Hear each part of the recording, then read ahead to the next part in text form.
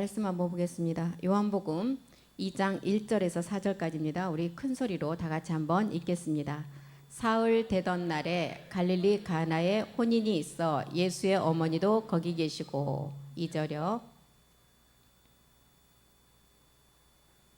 예수와 그 제자들도 혼인의 청함을 받았더니. 3절. 포도주가 모자란지라 예수의 어머니가 예수에게 이르되 저희에게 포도주가 없다 하니. 4절. 예수께서 가라사대 여자여 나와 무슨 상관이 있나이까 내 때가 아직 이르지 못하였나이다.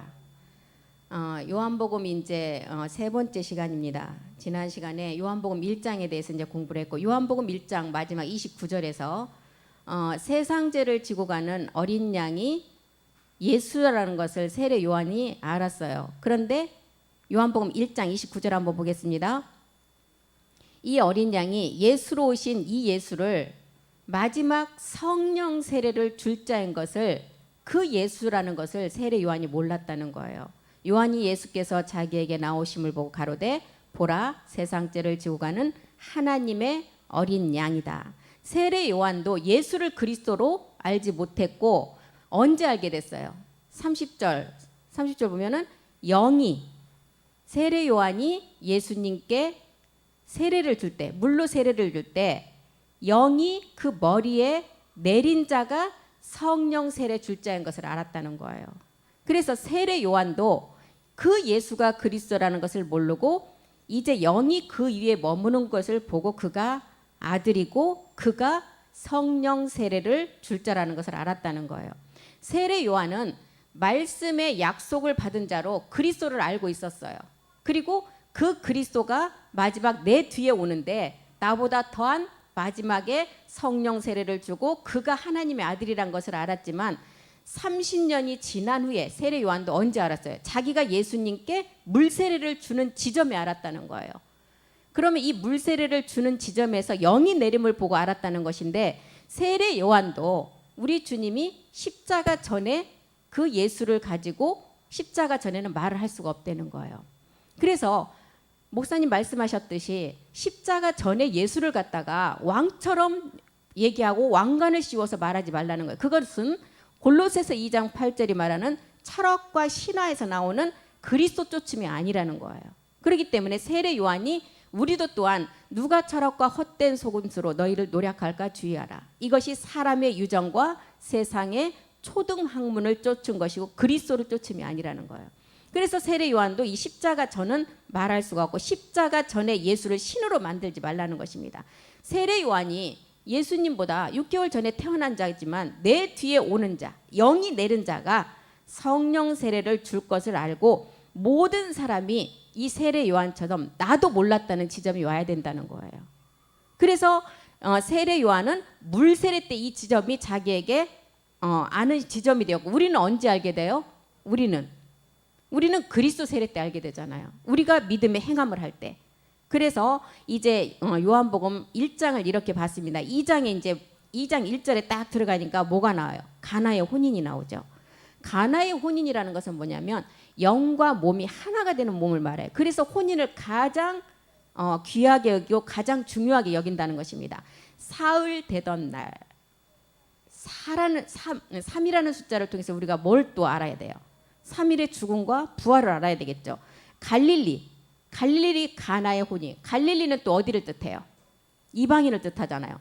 가나에 혼인이 있어 예수의 어머니도 거기 계시고 가나에 혼인이 있다. 그러면 이 혼인은 영과 몸이 하나 되는 비밀이다. 그 영과 몸이 하나 되는 비밀은 또 뭐예요? 성전의 완성의 비밀이에요.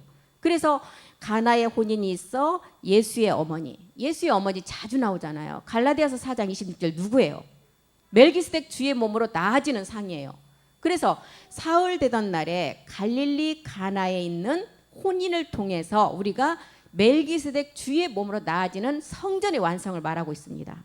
갈라디아서 4장 26절이 말하는 그 어머니, 오직 위에 있는 예루살렘은 자유자인데 우리 어머니라는 거예요. 우리가 이 멜기스덱 그 몸으로 마지막 나아지는 가나의 혼인을 통해서 영과 몸이 하나가 되어야 된다. 영과 몸이 하나가 되는 것은 마지막 갈릴리 가나는 이방인을 통해서 마지막 몸된 성전이 완성될 것을 보여주는 거죠. 그래서 예수의 어머니, 요한복음 2장 1절로 다시 가보면 여기서 예수의 어머니로 나오는 갈라디아서 4장 26절 우리가 봤는데 멜기세덱 몸으로 나아지는 그 지체들을 말해요. 에베소서 5장 30절에 가면 우리는 다 그 몸의 지체라 그랬죠. 왜 지체라는 단어를 썼을까요? 우리가 영과 몸이 하나가 되기 지금 이전에 아직 나아지지 않았기 때문에 지체라는 것입니다. 우리가 실상으로 나아지면 에베소서 5장 32절이 완성되겠죠. 영과 몸이 하나가 되는 몸. 이것이 성경에서 비밀이라는 거예요. 이 비밀이 크도다. 내가 그리스도와 교회에 대해서 말한다. 그러면 그리스도는 뭐였어요? 영이었죠. 그러면 교회는 뭘까요? 마지막 인류의 온 여자, 이 교회가 마리아를 통해서 교회가 완성되는 상을 보여주었듯이 우리가 이 교회를 몸으로 완성하는 거예요. 그래서 가나의 혼인이 갈릴리 이방인에게 먼저 나타나서 마지막 우리가 이 성전을 완성한다는 것을 보여주는 것입니다. 우리가 이제 가나의 혼인은 가장 이제 귀하게 여기는 게 뭐예요? 실상에 우리가 그 몸을 완성하기 때문에 가장 귀히 여기는 것입니다. 히브리서 13장 4절 한번 보겠습니다. 히브리서 13장 4절. 실상의 몸이기 때문에 혼인을 가장 귀히 여긴다고 말하죠. 모든 사람은 혼인을 귀히 여기고 침소를 더럽히지 않게 하라. 음행하는 자들과 간음하는 자들을 하나님이 심판하신다. 혼인을 귀히 여기래요. 이 혼인이 뭐예요? 영과 몸이 하나 되는 마지막 몸된 성전의 비밀이죠. 침소는 뭐예요? 하나님의 성전 집이라는 거예요. 이 침소를 더럽히지 말라는 거예요. 정절을 지킨 여자가 되어서 어린 양이 어디로 인도하든지 따라가는 자가 되라는 것입니다.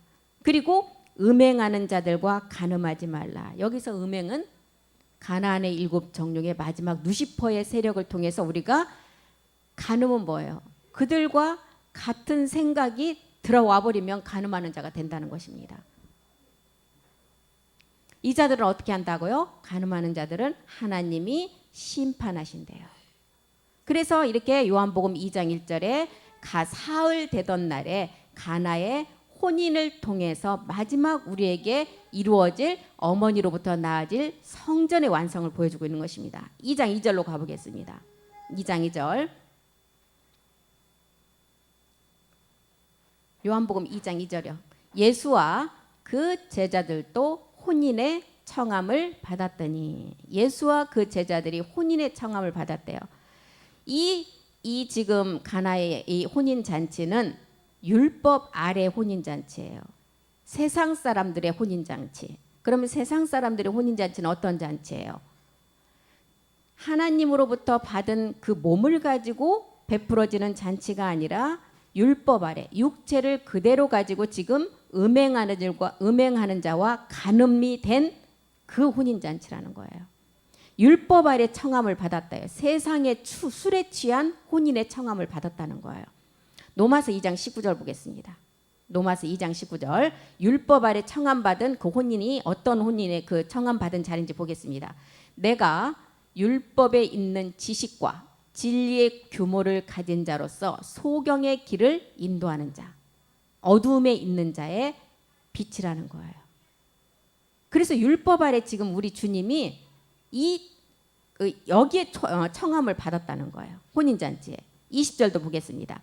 이런 자들은 어리석은 자의 훈도고 어린 아이의 선생이라고 스스로 믿는다는 거예요. 로마서 3장 28절도 보겠습니다. 로마서 3장 28절. 율법 아래 청함받은 이 혼인의 청함받은 잔치는 사람이 의롭다 하심을 얻는 것은 율법의 행위가 아니라는 거예요. 아니고 뭐라고요? 율법의 행위가 아닌 우리는 본질의 죄를 믿음으로 십자가에 그 믿음의 행함을 하는 것이 믿음으로 된다는 거예요. 그게 의로움이라는 거예요. 율법의 행위가 아니고. 그래서 갈라디아서 3장 10절에도 보면 율법 행위에 속한 자들은 다 저주 아래 있다 그랬어요. 무릇 율법 행위에 속한 자들은 저주 아래 있느니 기록된 바 누구든지 율법책에 기록된 대로 온갖 일을 항상 행하지 아니하는 자는 저주 아래 있는 자라 하였습니다. 갈라디아서 3장 11절도 보겠습니다. 하나님 앞에서는 아무나 율법으로 말미암아 의롭게 되지 못한다는 거예요. 그리고 의인은 믿음으로, 우리가 믿음으로만이 의롭게 되는 것이지 율법의 행위로 의롭게 되는 것은 하나님 앞에서는 하나도 없다는 거예요. 그래서 우리 주님이 이렇게 제자들과 혼인의 청함을 받은 자리가 율법 아래 혼인잔치에 청함을 받았다는 거예요. 그래 지금 우리가 율법 아래가 어떤 지금 상황인지 다 이 성경을 찾아봤죠. 율법 아래에 있는 지식과 진리의 규모는 소경으로 인도한다는 거예요. 요한복음 2장 3절로 또 가보겠습니다. 이렇게 이제 율법 아래 청함을 받았어요. 그런데 2장 3절에 보니까 포도주가 모자란지라 예수의 어머니가 예수에게 이르되 저희에게 포도주가 없나이다. 포도주가 모자라. 율법 아래 저주 아래 육체를 가지고 있는 자리에 포도주는 뭘 말해요? 지금 물이 변하여 포도주된 새 하늘의 그 말씀이 포도주인데 율법 아래 육체를 저주 아래 있는 육체를 가지고 청함을 받은 자리에 포도주가 당연히 없죠. 그리고 예수의 어머니가 예수에게 이르되 저희에게 포도주가 없나이다. 당연히 포도주가 없겠죠. 율법의 저주 아래 지금 있는 잔치 포도주가 없다. 그럼 전도서 10장 9절 보겠습니다. 전도서 10장 9절이요.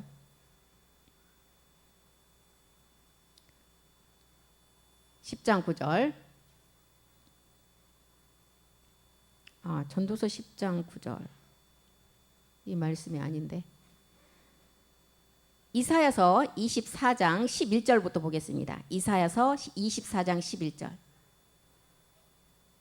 이사야 24장 11절.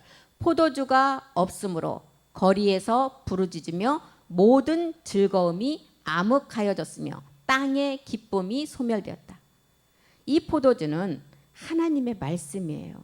물이 변하여 포도주 된 말씀. 포도주가 없으니까 어떻게 됐다고요? 모든 즐거움이 암흑이 되었고 땅의 기쁨이 다 사라졌다는 거예요. 24장 6절도 한번 보겠습니다. 24장 6절. 그러므로 저주가 땅을 삼켰고 그 중에 거하는 자들이 정죄함을 당하였고 땅의 거민이 불타서 남은 자가 적고 육체를 가지고 주님 앞에 나간 그 혼인, 율법 아래 혼인 잔치에 가면 어떻게 된다고요? 저주가 땅을 삼켜버린대요. 이 포도주의 말씀은 정말 하나님으로부터 하는 말씀이에요. 그렇기 때문에 율법의 저주 아래 그 혼인은 하나님께서 초청한 그 잔치가 아니라 누구에게? 세상 술에 취한 자들의 혼인의 청함을 받았다는 거예요. 2장 4절도 보겠습니다. 요한복음 2장 4절이요. 이제 예수의 어머니가 이렇게 포도주가 없다 하니까 예수께서 뭐라 그래요? 예수께서 가라사대 여자여 나와 무슨 상관이 있나이까? 내 때가 아직 이르지 못하였다. 여자는 누구를 말해요? 온 인류의 여자. 먼저는 정결한 처녀에서 신부가 되고 아내가 되고 교회의 완성이 돼야 돼요. 그래서 여자여 나와 무슨 상관이 있느냐? 내 때가 아직 이르지 아니했다는 거야. 내 때가 아직 이르지 않았다. 말씀의 복음에는 반드시 정한 기한이 있다 그랬어요. 전도서 3장 1절에서부터 3절까지 한번 보겠습니다. 전도서 3장 1절에서부터 3절. 내 때가 아직 이르지 아니하였다. 천하에 범사에 기한이 있고 모든 목적이 이룰 때가 있다는 거예요. 2절도 보겠습니다. 날 때가 있고 죽을 때가 있으며 심을 때가 있고 심은 것들을 뽑을 때가 있고 3절 죽일 때가 있고 치료시킬 때가 있으며 헐 때가 있고 세울 때가 있다. 이 복음의 때가 아직 나에게 때가 있는 그 시간, 정한 시간이 와야 말일이 되어야 이 말씀은 나온다는 거예요. 누가복음 19장 26절과 27절도 보겠습니다. 26절 27절. 정한 기한이 나와서 목적을 이룰 때가 있는데 누가복음 19장 26절이요. 주인이 가로되 내가 너에게 말하노니 무릇 있는 자는 받겠고 없는 자는 그 있는 것도 빼앗기리라. 그리고 27절에 마지막 정한 때가 되지 않고 이 말씀을 자기 안에 가지고 있지 아니하면 어떻게 된다고요? 마지막 이 말씀을 전해줘도 나의 왕됨을 원치 아니하던 저 원수들이 이리로 끌어다가 내 앞에서 죽이게 된다는 거예요. 그래서 예수께서 가라사대 여자여, 요한복음 2장 4절에 여자여 나와 무슨 상관이 있느냐. 지금 포도주가 떨어졌는데 나와 지금 내가 이때 지금 상관할 그때가 아니라는 거예요. 지금 정한 기한도 오지 않았고 목적 이룰 때가 따로 있다는 것입니다. 요한복음 2장 5절로 또 가보겠습니다. 그 어머니가 하인들에게 이르되, 여기서 어머니는 나아질 생명들을 상징한다 그랬죠. 하인들은 누구예요? 하인들에게 이르되 너희에게 무슨 말씀을 하시든지 그대로 하라 하니라. 여기서 하인들은 복음으로 지금 복음을 듣고 어머니로부터 나아질 자예요. 하인들은 출산된 사람들. 그럼 누구를 말해요? 우리들이에요. 우리들. 이 하인들. 그래서 율법을 이제 우리는 율법은 그리스도로 마침을 알고 율법을 완성한 그리스도의 말씀을 듣고 이제는 시키는 대로 그대로 순종하며 말씀대로 따라가야 된다는 거예요. 말씀을 하시든지 그대로 하라. 그대로 하라. 이 말씀이 어떤 말씀인지 보겠습니다. 로마서 1장 2절의 말씀이에요. 이 말씀은 아들에 관한 복음의 말씀이라는 것입니다. 이 복음은 하나님이 선지자들로 말미암아 그의 아들에 관하여 성경에 미리 약속하신 말씀이라는 거예요. 누가복음 24장 26절도 보겠습니다. 말씀을 하시든지 그대로 하라는 이 말씀이 어떤 말씀이에요? 누가복음 24장 26절. 그리스도가 이런 고난을 받고 자기의 영광에 들어가야 할 것을 알고 우리 또한 이 영광의 고난에 참여가 돼야 하는 그런 말씀이라는 거예요.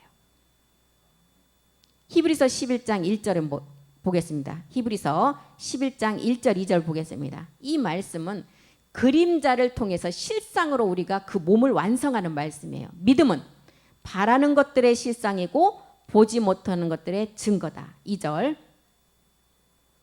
선진들이 이로써 증거를 다 얻었어요. 믿음의 선진들은 예수가 그리스도가 됨을 다 증거로 받았고 마지막 약속은 누구를 통해서? 마지막 아들들을 통해서 이루신다는 거예요. 이 말씀을 하시든지 마지막은 그대로 된다는 거예요.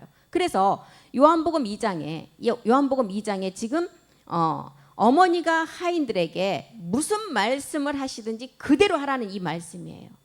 이 말씀이 히브리서 11장 2절에도 선진들은 이 말씀을 증거로 다 받았다는 내용들이에요. 초대교회 때 전해졌던 예수가 그리스도, 예수는 그리스도, 예수를 그리스도로 전했던 내용들. 히브리서 11장 2절이요. 2절. 선진들이 다 이것을 증거로 얻었던 말씀이에요. 그런데 증거로 얻었던 말씀, 우리는 이 말씀을 가지고 실상의 몸으로 완성돼야 된다는 것입니다. 11장 13절도 보겠습니다. 히브리서 11장 13절. 우리는 증거가 아닌 약속으로 마지막 실상의 몸을 이 성전으로 완성해야 된다는 거야. 이 사람들은 다 믿음을 따라 죽었고 약속을 받지 못하여서 누구들? 믿음의 선진들. 그것들은 멀리서 보고 환영하며 또 땅에서는 외국인과 나그네에게 증거한 내용을 우리는 약속으로 이룬다는 거예요.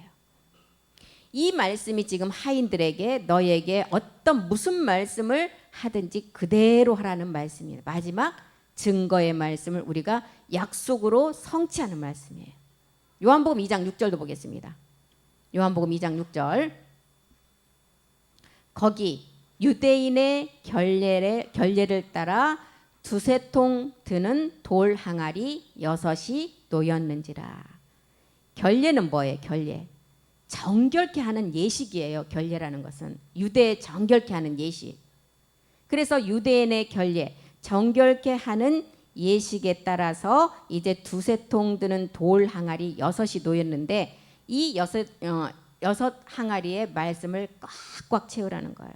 그래서 첫 번째 돌 항아리가 뭐였어요? 믿음과 구원. 두 번째 복음과 십자가. 세 번째 돌 항아리 아들과 영생. 네 번째 영광과 생명. 다섯 번째 사랑과 은혜. 그 다음에 여섯 번째는 이제 영의 법으로 모든 것을 우리가 그 법대로 따라가야 된다는 거예요. 그래서 지금 이 돌 항아리를 채우라는 것은 뭐예요? 말씀을 우리가 이렇게 단계별로 다 채워가라는 거예요.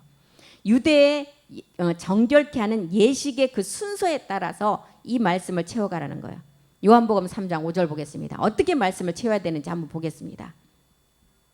예수께서 대답하시되 너희가 말씀을 어떻게 채워야 되느냐? 진실로 진실로 내게 이르노니 사람이 물과 영으로 거듭나야 하나님 나라가에 들어갈 수가 있으니까 물과 영으로 거듭나는 말씀을 채워가라는 거예요. 베드로전서 1장 3절도 한번 보겠습니다. 유대의 결례에 따라서 지금 정결케 하는 예식이 이 말씀의 이런 돌 항아리 6개로 꽉꽉 채워가는데 그 결례의 정결한 예식대로 그 규칙에 따라서 말씀을 채워서 너희가 마지막 성전을 완성하라는 것입니다. 이렇게 요한복음도 물과 영으로 거듭나라고 했고 베드로는 또 어떻게 기록했나 보겠습니다. 찬송하리로다 우리 주 예수 그리스도 아버지 하나님이 그 많으신 긍휼대로 예수 그리스도의 죽은 자 가운데서 부활하심으로 말미암아 우리를 거듭나게 해서 마지막 산 소망 완전한 성전의 완성 그 소망이 있게 한다는 거예요. 고린도후서 5장 17절도 보겠습니다. 유대의 결례에 따라서 정결케 하시는 그 예식의 말씀이 어떤 말씀이에요? 누구든지 물과 영으로 거듭나서 너희가 예수 그리스도의 죽은 자 가운데서 부활하심을 믿고 가면 누구든지 그리스도 안에 있으면 새로운 피조물이라는 거예요. 이제 이전 것은 지나가서 이제 새 것만 있다는 거예요. 우리의 육체는 십자가에서 이미 이제는 예전 것으로 십자가의 못을 박힘으로 지나갔고 그리스도 안에서 이제 새 것. 그래서 그리스도로 율법이 맞춰졌다면 이제 아버지 말씀의 사랑을 통해서 율법을 완성하는 빛의 세계로 나가라는 것입니다. 에베소서 5장 26절도 보겠습니다. 에베소서 5장 26절. 에베소서 5장 26절에도 말씀이 지금 우리가 믿음에서 믿음으로 오직 의의 믿음의 단계까지 다 나와 있죠. 먼저는 물로 씻어야 돼요. 말씀으로 깨끗하게 해야 돼요. 그런 다음에 거룩하게 해서 완전한 우리의 실상의 몸을 완성하는 것을 말하죠. 이게 유대의 결례에 따라서 이게 말씀을 채워가는 정결한 예식의 말씀이라는 거예요. 히브리서 10장 22절도 보겠습니다. 히브리서 10장 22절. 우리가 마음의 뿌림을 받아 양심의 악을 깨닫고 몸을 맑은 물로 씻고 참 마음과 온전한 믿음으로 하나님께 나아가라. 이게 유대의 결례에 따른 정결케 하는 예식의 말씀이라는 것입니다. 그래서 요한복음 2장 1절부터 지금 6장까지 살펴봤는데 이 말씀을 봐서는 무슨 가나의 혼인잔치, 갈리 이방인을 통해서 내 어머니가 예수님의 어머니가 포도주가 떨어졌다. 그러니까 내 어머니 여자요. 어머니한테 여자요. 나와 상관없는 일이다. 이런 말씀의 흐름을 복음을 모르면 하나도 해석할 수가 없는 거예요. 지금 이건 지금 우리에게 뭘 지금 전해주고 있어요? 너희가 본질의 육체를 가지고 그 율법 아래 세상 술에 취해 있으면 그 혼인은 하나님이 바라는 그런 혼인이 아니라는 것을 우리에게 가르쳐주면서 유대의 그 결례의 가나의 혼인의 절차는 도랑아리 6개의 말씀을 유대의 결례대로 차곡차곡 채워가면서 말씀의 순서대로 나가라는 거예요. 먼저는 물과 영으로 거듭나야 되고 물로 씻어내고 그 다음에 말씀으로 우리가 온전케 해서 거룩함으로 나가고 그런 다음에 이제 그리스도 안에서 너희가 새로운 피조물이 되어서 양심의 악까지 깨끗이 깨닫고 몸은 맑은 물로 씻어내고 그런 다음에 하나님께 나갈 때 어떻게 나가고 온전함으로 나가라는 것입니다. 이게 지금 가나의 혼인의 그 예수님이 세상 그 율법 아래 잔치에 초청을 받아서 나갔는데 그 잔치는 하나님과 상관없는 잔치이기 때문에 이것을 지금 우리에게 설명해 주고 있는 거예요. 유대의 결례에 따라 두세 통 드는 돌항아리 6개. 그래서 하나님이 빛과 어둠을 창조하시고 노아 때까지 1000년이 지나갔죠. 그런 다음에 궁창 위의 물과 궁창 아래의 물을 나누시고 아브라함에서부터 모세까지 또한 1000년이 지나가요. 그리고 땅과 바다를 나누고 각종 감옥을 내라하고 다윗까지 천년이 지나가요. 그리고 이제 넷째 날에 우리 누가 오셔요? 주님이 오시잖아요. 해와 달과 별을 만드시고 우리 주님이 오시고 그 다음에 공중의 새와 바다의 생물이 나오고 이때 출현한 교회가 누구? 천주교. 그러면서 이제 천년 이렇게 또 맞아지면서 다섯째 날에 가서 짐승과 이제 사람의 창조된 넷째 날에 천년이 지나가고 이제 그 다음에 다섯째 날 암흑기가 지나가면서 이제 430년과 570년이 맞아지고 이제 여섯째 날 가서 짐승과 사람이 여섯째 날에 창조가 되죠. 그리고 이제 이 천년이 지나고 나서 이제 남아있는 게 천년 왕국의 일곱째 날 천년이 남았다는 거예요. 그러면 이제 6천년의 역사가 지나가고 이제 도랑아리 6개가 우리는 진리의 그 아버지 말씀의 지식으로 꽉 채워져야만이 아구까지 궁창 위에 물로 채워져야 된다는 거예요. 그래서 도랑아리를 이렇게 채우라는 것입니다. 요한복음 2장 7절로 한번 가보겠습니다. 요한복음 2장 7절이요. 예수께서 저희에게 이르시되 항아리에 물을 채우라 하신즉 아구까지 채우니 항아리에 물을 채우래요. 아구까지 채우래. 가득 말씀으로 이제는 채우려는데 항아리에 물 채울 자는 누구예요? 온 인류의 지금 정결한 처녀에서 신부가 되고 아내가 될 자들이 채워야 되는 거예요. 온 인류의 여자 우리가 채워야 된다는 것입니다. 이 항아리에 물을 채울 때가 아까도 봤듯이 내 때가 아니라고 그랬는데 하바국서 2장 3절에 언제가 와야 돼요? 정한 때가 와야 된다는 거예요. 하바국서 2장 3절 한번 보겠습니다.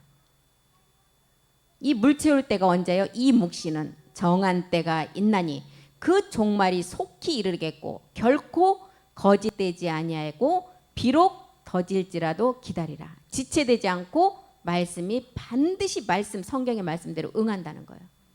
그래서 항아리에 물 채울 자는 온 인류의 여자 우리인데 이 정한 때가 왔다는 거예요. 시편 118편 24절도 보겠습니다. 118편 24절. 이 정한 때, 이 날은 여호와께서 정한 날이라고 그랬어요. 시편 118편 24절.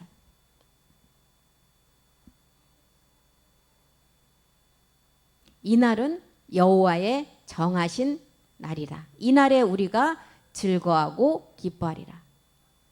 이 날에 정한 날에 우리가 이제 온 인류의 여자가 이 항아리에 도랑아리에 물을 가득 채워서 마지막 이제 가득 채우고 나면 여섯째 날 인생 6천년사가 지나고 몇째 날을 맞이해요? 일곱째 날. 이것은 땅을 위한 하나님의 안식이에요. 이 땅이 누구예요? 여섯째 돌 항아리까지 말씀으로 가득 채운 온 인류의 여자, 이 땅을 위한 하나님의 안식이 일곱째 날이라는 거예요. 그날은 여호와께서 정하신 날인데 이 날에 우리가 즐거워하고 기뻐한다. 우리가 즐거워하고 기뻐하는 날. 세례 요한도 누구의 음성을 듣고 기뻐했다 그랬어요? 신랑의 음성. 우리 또한 이 날이 그날이라는 것입니다. 그래서 고린도후서 5장 14절에 보니까 이제 이렇게 정한 날이 와서 고린도후서 5장 14절에 보니까 그리스도의 사랑이 우리를 우리를 정한 그곳으로 강권한다. 끌고 간다는 거예요. 그리스도의 사랑이 우리를 강권하시도다. 우리가 생각한데 한 사람이 모든 사람을 대신하여 죽었어요. 그리고 모든 사람이 죽었어요. 한 사람이 순종함으로 모든 사람이 다 살아났어요. 한 사람이 죽음으로 모든 사람이 십자가에서 다 죽고 이제 다시 또 삶을 얻게 된다는 거예요. 그래서 우리는 그리스도와 혼인이 되지 않으면 사망이라는 것입니다. 그래서 첫 번째 기적이 이 가나의 혼인잔치를 통해서 우리에게 알려주는 거예요. 요한복음 2장 5절에 어머니와 하인이 나오죠. 어머니는 아까 우리가 살펴봤던 복음으로 나아지는 갈라디아서 4장 26절에 우리가 멜기세덱 그 몸으로 나아질 어머니 상이고 또한 룻기에 보면 누구의 상이에요? 나오미의 상. 룻기 공부하셨잖아요. 이런 말씀을 들을 때 이제 들었던 말씀을 계속 연관을 시켜서 내가 이것을 기억을 하셔야 돼요. 이 복음으로 나아지는 나오미의 비밀의 상이에요. 하인들은 제가 아까 누구라 그랬어요? 복음으로 나아질 지금 복음 듣고 가는 우리들, 어머니로부터 출산될 사람들, 그럼 이 자들이 추수의 종이죠. 그리고 마지막 누구예요? 제사장 아들. 연회장은 또 누구예요? 연회장. 이제 이삭의 씨가 들어서 자라서 이제 앞으로 나갈 자인데, 이 자들이 세상 잔치에 속하지 않는 자로서 포도주의 맛을 이 연회장이 안다 그랬죠. 포도주의 맛을 안다. 그러면 이 말씀은 어떤 자를 말해요? 연회장은 마지막 우리가 이제 이 연회장이 또 된다는 거예요. 포도주 맛을 아는 자이기 때문에 복음을 들어서 마지막 이제 우리가 그 자로 나간다는 거예요. 예수님은 누가복음 12장 49절에 보니까 이 땅에 불을 던지러 온다 그랬어요. 이 땅에 불을 던지러 오셨다. 그러면 어디에다 던지는 거예요? 땅에다가요? 저기 벌판에다가 이 불을 던지러 온 게 우리의 몸에 그 불을 던지러 왔다는 거예요. 그럼 이건 또 우리에게 뭘 말씀해 주시고 있어요? 흑이라는 몸에 불을 던지러 오신 것은 십자가의 죽음을 알게 하시려고 우리에게 불을 던지러 와서 누가복음 12장 49절 50절 한번 보겠습니다. 죽음을 알게 하기 위해서 오셨다는, 이 불은 십자가를 뜻해요. 내가 불을 땅에 던지러 왔느니 이 불이 이미 붙었으면 내가 무엇을 원하겠느냐. 50절. 나는 받을 세례가 있으니 그 이루기까지 나의 답답함이 어떠하겠느냐. 이 불을 던지러 오는 게 그리스도 세례라는 거예요. 성령 세례 단계에서는 우리가 육체를 죄로 깨닫고, 그리스도 세례, 이 불을 던지러 오는 십자가의 죽음을 통해서 이제 우리는 십자가의 죽음이 이루어졌다면 이제 우리는 날마다 십자가를 지는 날마다 죽음이 이루어져야 돼. 이게 육신 정복의 가난의 7 정욕을 이기는 단계예요. 그래서 이제 육신 정복을 날마다의 십자가의 죽음을 우리가 지고 나면 우리는 온영으로서 기드온의 300용사 같은 마지막 말일에 이 하인들이 이 불을 들고 나가 또 누구를 우리가 추수해야 돼요? 구두라 자녀들을 추수해야 된다는 것입니다. 그래서 기드온의 300용사가 돼야 된다는 거예요. 추수의 종 기드온의 300용사가 마지막에 나와야 된다는 것입니다. 말일에. 그 자가 이 여기서 말하는 하인들이라는 거예요. 그러면 기드온의 300용사 한번 보겠습니다. 사사기 7장 5절. 사사기 7장 5절 한번 보겠습니다. 기드온의 300용사는 몇 명에서 지금 숫자를 지금 하나님이 추려가시는 거예요. 예, 10,000명에서, 만이라는 그 10,000명에서 지금 추려가죠. 이에 백성을 인도하여 물가에 내려가매. 여기서 물은 그냥 지금 강가로 가는 거예요? 아니에요. 마지막 기드온의 300용사다. 그러면 추수의 종이다. 그러면은 여기서 물은 어떤 말씀일까요? 멜기세덱 주의 책의 말씀이에요. 끝단계 말씀이잖아요. 기드온의 300은 마지막 지금 추수할 자를 고르기 때문에 이 물가는 마지막 보좌 우편의 말씀이에요. 내려가매 여호와께서 기드온에게 이르시되 무릇 개 핥는 것 같이 그 혀로 물을 핥는 자는 너는 따로 세우고 또 무릎을 꿇고 마시는 자도 그같이 하라. 기드온을 이제 그 300용사를 마지막 추릴 때 주의 책의 보좌 우편의 말씀, 이것은 그러면 율법의 마침의 말씀이 아니라 율법을 완성하는 아버지 사랑의 말씀이에요. 그래서 기드온에게 어디로 나갔어요? 개에 핥는 것 같이 이제 아들을 추려내는 거예요.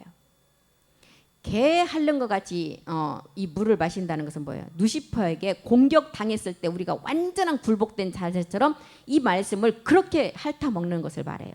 그래서 그 혀로 누시퍼를 이길 수 있는 말씀을 입으로 양식을 먹듯이 핥아가면서 먹는 자들을 뽑는다는 거예요. 물을 핥는 자는 따로 세운다는 거예요. 따로 세워. 누시퍼를 이길 수 있는 능력 있는 자를 공격적인 자세로 혀를 가지고 말씀을 온전히 다 흡수하는 자를 말하는 거예요. 개의 의미는 거짓 선지자를 의미를 하는데, 거짓 선지자를 이길 수 있는, 누시퍼를 능히 이길 수 있는 자세로 그 말씀을 먹는 자를 따로 세운다는 거예요. 지금 그럼 공격적인 자세를 가지고 이 말씀을 받는 자를 말하죠. 로마서 11장 4절에서 말하는 자, 바알에게 무릎을 꿇지 않는 그 7천의 수, 이자를 지금 기드온의 300용사로 뽑는다는 거예요. 저에게 하신 대답이 무엇이냐? 내가 나를 위하여 바알에게 무릎을 꿇지 아니한 사람 7천. 이 숫자를 지금 기드온의 300용사를 뽑는다는 거예요. 다시 사사기 7장 5절로 가보겠습니다. 그런데 이렇게 지금 개 핥은 것처럼 혀로 먹는 자가 있는 반면에 또 어떤 자가 있어요? 또 무릎을 꿇는 자가 있어요. 이것은 뭐예요? 누시퍼에게 그 꾀임에 넘어가서 무릎을 꿇어버린 거예요. 마시는 자도 그같이 하라. 누시퍼의 꾀임에 넘어가서 양식으로 먹지 못한 자, 이 자는 무릎을 꿇고 마신다는 거예요. 누시퍼에 굴복된 자죠. 이 자가 10,000명 중에 지금 몇 명이에요? 9,700명이라는 것입니다. 누시퍼는 신은 신인데 타락된 신이에요. 우리는 신은 신인데 아직 완성되지 않은 신. 이렇게 이제 우리가 알면 되겠죠. 사사기 7장 6절로 가보겠습니다. 6절. 그런데 이제 손으로 움켜 입에 대고 핥는 자의 수는 300명. 그 외의 백성은 다 무릎을 꿇고 물을 마시는지라. 그래서 이 300명은 어떻게 한다고요? 핥는 자의 손에 움켜. 이 말씀이 정말 새 나갈까 봐서 정말 귀중하게 100% 막 손에 막 쥐어서 완전한 자기 속으로 흡수를 시킨다는 거예요. 이 자가 300명이고 그 외의 백성은 다 누시퍼의 꾀임에 넘어간 자는 무릎을 꿇고 마신 9,700명이라는 것입니다. 300명만 아들이라는 거예요. 그리고 나머지 10,000명 중에서도 10,000명은 그럼 어디에 들어온 자들? 지금 이 말씀을 듣고 있는 수 안에 들어온 자들이에요. 만이라는 숫자는 1이라는 숫자를 통해서 뭐 온영 안에 지금 온영 안에 이 말씀을 듣고 있는 수 안에 들어온 자들이에요. 거기서 지금 9,700명이 마지막 누구에게 굴복당한다고요? 누시퍼에게 굴복당한다는 것을 지금 설명하고 있는 것입니다. 무릎을 꿇고 마시는 자. 전에도 목사님 말씀하셨잖아요. 마지막 7 정욕의 말과 행실, 나의 옛 습성이 말과 일치하지 않아서 거기에 다 넘어가는 자를 말한다 그랬어요. 우리는 누구에게 무릎을 꿇느냐에 따라서 저주냐 복이냐 두 갈래로 갈림길에 우리는 나눠집니다. 무릎을 꿇고 마시는 자는 누시퍼에 속은 자들이고 아들이 아니라는 것이에요. 그리고 겉에 말씀만 먹고 속에 참 진리를 알지 못한다는 거예요. 아까 300명은 어떻게 먹었어요? 손에 움켜쥐고 무릎을 꿇지 않고 혀로 이 말씀을 하나라도 셀까 봐서 완전히 다 흡수한 자들이에요. 그 자가 300명의 기드온의 용사 아들들이라는 것입니다. 지금 이것을 요한복음 2장 7절에서 지금 우리에게 말하는 것입니다. 그럼 요한복음 2장 8절로 한번 다시 가보겠습니다. 요한복음 2장 8절. 이제 하인들이 복음으로 우리가 나아질 자를 설명해주고 이제는 여기서 누가 나와요? 연회장이 나오죠. 연회장은 어떤 자들이에요? 우리가 또한 연회장이 되는데 이제는 떠서 연회장에게 갖다 주라. 사물의 맨 마지막 끝에 이제 마지막 일할 자들이에요. 연회장은. 연회장에 갖다 주라 하심에 갖다 주었더니 이제 어떻게 되었다고요? 이제 이거는 마지막 이제 준비가 되었다는 거예요. 그리스도의 장성한 분량의 청년의 단계에서 멜기세덱 주의 말씀까지 듣는 단계에 와 있는 연회장. 이 자에게 갖다 주니까 이제 추수의 종들에게 마지막 말씀을 갖다 주니까 물이 변하여 포도주된 말씀을 갖다 주니까 새 포도주의 맛을 아는 자들이 이제 연회장으로 많이 지금 말씀 듣는 자들이 나왔다는 거예요. 갖다 주라. 이 자들은 복음을 전해주면 다 듣고 마지막 구원을 받는 자들을 말하죠. 2장 9절로 가보겠습니다. 2장 9절. 연회장은 물로 된 포도주를 맛보고. 지금 우리는 이제 말씀을 들으면 이제는 영적으로 다 구분은 할 수가 있잖아요. 십자가의 도의 말씀을 우리가 어떤 설교를 들었을 때 저분은 그리스도 영이 없는 본질의 것을 그대로 가지고 율법 아래에서 지금 세상 술에 취한 말씀을 전하시네. 이거 구분되잖아요.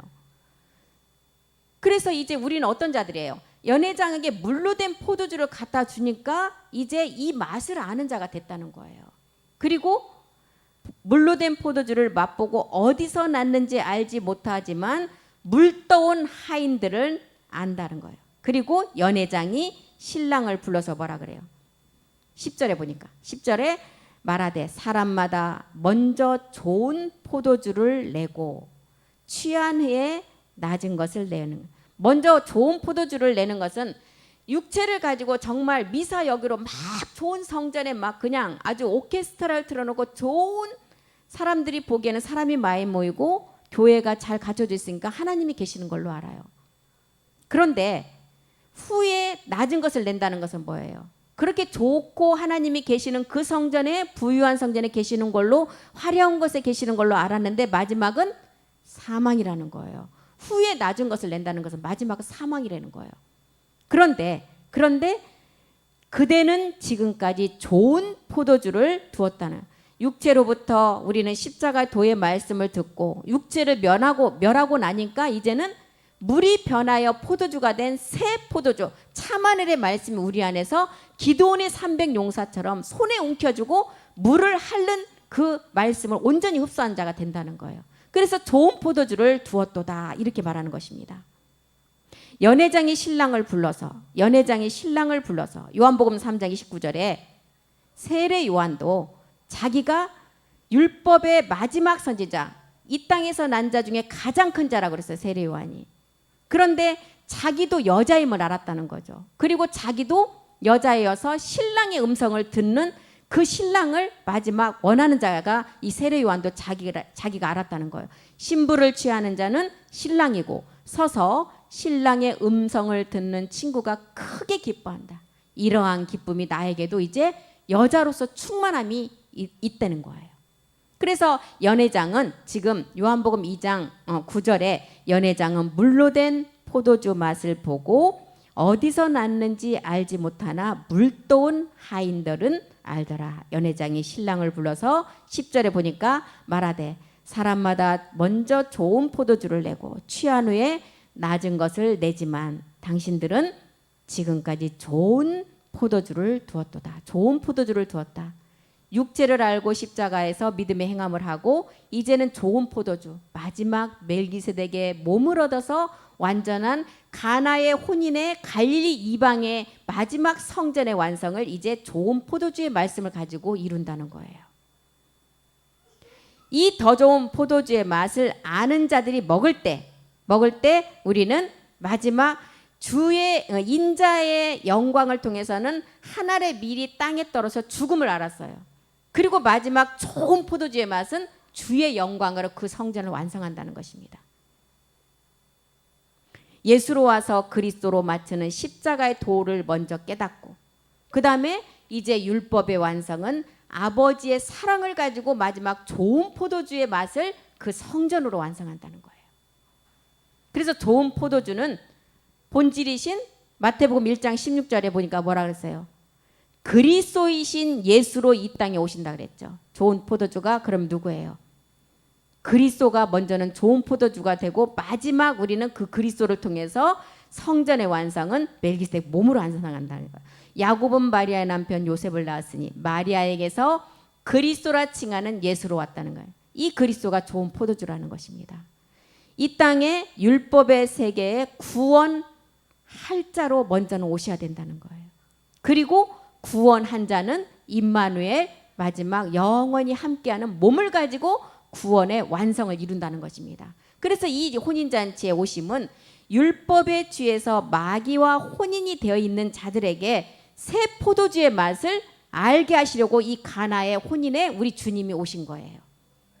율법 세계에서 혼인잔치에 이 세상 혼인에 취하면 마지막은 뭐라고요? 사망이라는 거예요. 그래서 이 율법의 혼인잔치에 취해 있는 자들에게 이 사망의 몸을 멸해주기 위해서 가나의 혼인에 이 우리 주님이 오셔서 이 말씀을 우리에게 지금 전해주시는 것입니다. 그래서 포도주가 되는 시점은 언제냐? 먼저는 인자의 영광을 얻었을 때, 두 번째는 완전한 좋은 포도주는 그 주의 영광, 인자의 영광이 첫 번째 이루어지고 마지막 주의 영광을 통해서는 몸의 완성이 이루어졌을 때, 이것을 지금 요한복음 가나의 혼인잔치를 통해서 우리에게 알려주고 있는 것입니다. 요한복음 2장 11절로 다시 한번 가보겠습니다. 그래서 우리 주님이 내가 이때를 위해서 왔다는 거예요. 요한복음 2장 11절. 예수께서 이 처음 표적을 갈릴리 가나에서 행하여 그 영광을 나타내심에 제자들이 그를 믿으니라. 여기서 이 표적을 가나의 갈릴리에서 나타냈는데 그 영광을 나타냈는데 제자들이 이것을 믿었는데 이 제자들은 실제로 믿음의 행함을 한 그 영광을 믿었을까요? 아니죠. 이 제자들은 지금 보여지는 표적을 믿은 거예요. 여기 성경에서 말하는 표적은 마태복음 12장 39절에 보니까 요나의 표적밖에 없다 그랬어요. 요나의 표적은 뭐예요? 3일의 죽음과 후의 부활의 몸이에요. 마태복음 12장 39절 보겠습니다. 12장 39절이요. 예수께서 대답하여 가라사대 악하고 음란한 세대가 표적을 구한다는 거예요. 악하고 음란한 세대. 이 자들은 육체라는 죄를 알지 못하고 그대로 가지고 있다 보니까 이 표적만을 구한다는 거예요. 그런데 선지자 요나의 표적, 성경에서 말하는 표적은 요나의 표적밖에 없다는 거예요. 요나의 표적은 뭐예요? 3일의 죽음을 통해서 마지막 부활의 몸을 얻는 게 요나의 표적이에요. 그리고 요한복음 2장 11절로 가보니까 표적은 이 요나의 표적인데 갈릴리 가나에서 행하여 그 영광을 나타냈다 그랬어요. 이 영광. 이것이 첫 번째 영광이 아까 우리 주님이 십자가에서 한 알의 밀이 땅에 떨어져 인자의 영광을 나타내는 보리로 부활했을 때예요. 그리고 두 번째 영광은 뭐예요? 마지막 몸을 완성하는 주의 영광이라는 것입니다. 이 영광을 나타내는데 제자들은 이것을 이런 3일의 요나의 표적을 믿은 것도 아니고 마지막 영광을 믿은 것도 아니고 보여지는 현상을 보고 믿었다는 거예요. 그러면 이 제자들은 언제 가서 이 마지막 요나의 표적을 믿게 되느냐? 22절에 가서야만이 제자들 또한 3일의 죽음과 부활의 그 요나의 표적을 믿게 된다는 거예요. 죽은 자 가운데서 살아나신 후에야 제자들이 이 말씀하신 것을 기억하고 성경과 및 예수의 하신 말씀을 믿었더라. 그래서 11절에는 이 믿음이 아니라는 거예요. 요나의 표적을 믿은 게 아니라는 거예요. 그래서 이런 표적을 가나에서 우리 주님이 보여주신 것은 뭐냐? 제자들이 표적을 보고 믿는 그런 믿음이 아니라 죽은 자 가운데서 살아난 후에 믿는 그 믿음을 알려주기 위해서 우리 주님은 그 표적을 보이신 것입니다. 복음을 나타내시려고 표적을 배웠다는 거예요. 그런데 제자들은 율법 아래 그 몸을 가지고 기사와 이적과 그 표적을 보고 그것을 믿었다는 거예요. 보이는 현상을 믿었다는 것입니다. 왜? 본질의 것을 멸하지 않고 처음에는 좋은 포도주를 낸다는 거예요. 그리고 나중에 취한 후에 낮은 것을 내는. 본질의 육체를 그대로 가지고 있으면 이렇게밖에 할 수 없다는 것을 우리에게 나타내 주는 것입니다. 그래서 제자들이 믿었다는 것을 우리가 성경을 요한복음 2장 11절에서 잘 구분을 하셔야 되고 2장 22절에 가서야 제자들이 믿음 표적이 요나의 표적이라는 것을 알아야 된다는 것입니다. 이때 그리스도를 만나고 이때 이제 제자들이 믿었다는 거예요. 아직 십자가를 11절에서는 제자들이 통과하지 않았다는 옛사람을 가지고 그 표적을 믿은 것이고 22절에 와서는 이제 영광을 나타내는 그 믿음을 이제 제자들이 안 거예요. 그래서 이제 성경과 예수의 하신 말씀을 믿었더라 이렇게 말해주는 것입니다. 그래서 물로 포도주를 만드는 표적을 주고 난 후에 이제 이렇게 표적을 주고 난 뒤에 이제 우리가 또 3장에 가면 이제 뭐가 나오느냐? 이제 성전의 비밀이 나와요. 요한복음에 보면 요한복음 흐름이 그래요. 지금 보면 첫 번째 세상죄를 지고 가는 예수님이 이 땅에 오셔서 십자가에서 죽으셨다. 세례 요한도 이자가 그리스도가 마지막 우리에게 마지막 그 세례 줄자인 것을 약속으로는 받았지만 그 예수가 그리스도심을 몰랐다는 거예요. 우리도 이런 고백이 그 시점이 다 있어야 된다는 거예요. 나도 그걸 몰랐다. 나도 이 복음을 알기 전에는 나도 그것을 몰랐다는 것을 고백하는 그 단계가 있어야 되고 그런 다음에 이제 세례 요한은 물로 세례를 줄 때 그 지점이 이루어졌고 우리는 그리스도 세례가 이루어질 때 우리에게 그 지점이 있었다는 거예요. 그리고 2장에 바로 이제 넘어가서 가나의 혼인을 말해주는 것입니다. 몸과 영이 하나가 되는 마지막 성전의 완성. 이것을 이제 가나의 혼인을 이제 얘기를 해주고 3장으로 딱 넘어가면 성전에 관한 얘기가 나와요. 수가성 여인을 통해서. 그래서 이제 요한복음 흐름이 이렇게 흘러간다는 것을 아시고 오늘은 2장까지 이렇게 공부를 했습니다. 그래서 다음 시간에 이제 3장부터 다시 공부를 하고 오늘은 여기서 마치겠습니다. 기도하겠습니다. 살아계신 하나님 고맙고 감사드립니다. 가나의 혼인의 첫 기적은 새 포도주, 즉 그리스도의 보배로운 피를 통해서 우리를 새로운 신부로 취하기 위한 가장 중요한 뜻을 우리 가운데 펼쳐놓으신 것입니다. 우리를 자신의 육체의 죽음을 통해서 몸을 들여주시고 이제 그리스도께서 몸을 들이심으로 우리에게 성령을 보내주셔서 성령을 통해서 우리가 죄를 깨닫게 되는 마지막 우리는 신부임을 알았습니다. 죄를 깨달았다면 반드시 십자가에 가서 그 죄를 멸하고 이제는 신부에서 마지막 어린 양의 아내가 되어서 이제는 마지막 그 하나님의 뜻을 온전한 성전으로 이뤄갈 수 있도록 도와주시옵소서. 주께서 우리 가운데 말씀으로 함께해 주셨고 또한 남은 1시간 테바 예배를 통해서 우리에게 생명의 그 말씀이 성전에 완성되는 그 말씀까지 우리를 거룩한 말씀으로 이끌어 가실 줄 믿고 감사드리며 모든 말씀 우리 주 예수 그리스도의 이름으로 기도드렸습니다. 아멘. 수고하셨습니다.